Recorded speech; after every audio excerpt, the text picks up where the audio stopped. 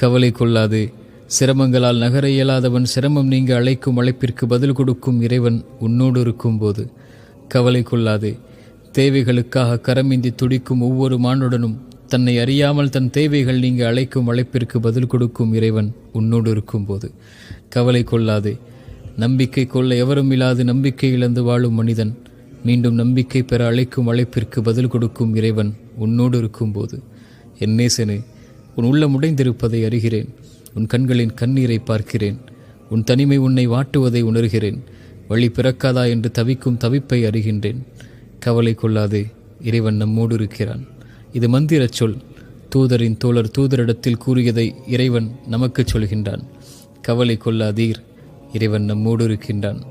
சிரமங்களா, வெளியேற முடியாத துன்பங்களா, குணப்படுத்த முடியாத நோயா, ஏமாற்றங்கள் துரோகங்களின் வழிகளா, உறவுகளின் பிரிவா, தனிமையின் தவிப்புகளா, மனிதர்களின் சிந்தனையால் வார்த்தைகளால் உள்ளம் உடைபட்டிருக்கிறதா?